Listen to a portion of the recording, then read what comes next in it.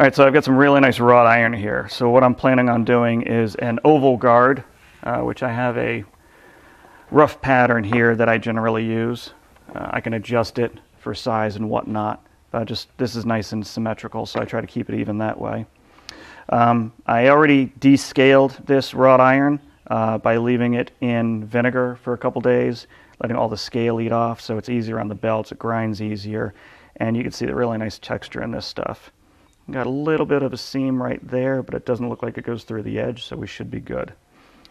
Then I've got some just common mild steel. This is actually the same material we used for the caps in the canister Damascus video.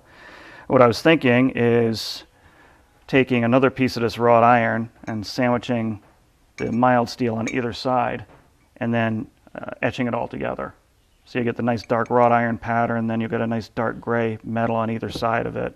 We'll see what happens. Maybe I'll fuller it, maybe I won't, depends on time. Then I got a Stag crown here, which is not perfect by any stretch, but I really like it.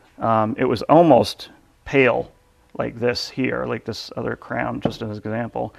What I did is I took some potassium permanganate, just a couple little popsicle ends full, dumped it into a little cup of water, mixed it up, and did a couple coats just to stain it up, just to darken it up some. Now a note on this, when I first started making knives, I heard people say if you use the potassium permanganate, it looks good, but after a few years it turns your Stag green. I've never seen that. I've been making knives for over 20 years. I've never seen antler turn green from potassium permanganate. So I darkened it a little bit, gave it a little bit more, depth to it, and then I soaked it overnight in boiled linseed oil to help seal things up. And we got a little chip out of the crown on there, but it's a natural chip from when the animal's still around. So I like it. I think it's cool looking.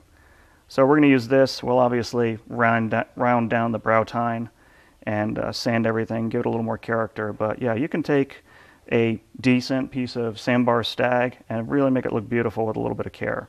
So that's what I'm thinking with the rest of the knife. And then of course we'll run a carbon steel pin through and then peen that over. Because personally I don't like grinding pins smooth on Stag because you're going to tend to hit the Stag and then mar that. So we'll just peen the pin over, and it's carbon steel. We can etch it. That way it'll be dark just like the rest of the blade. So that'll look nice, I think. We'll see.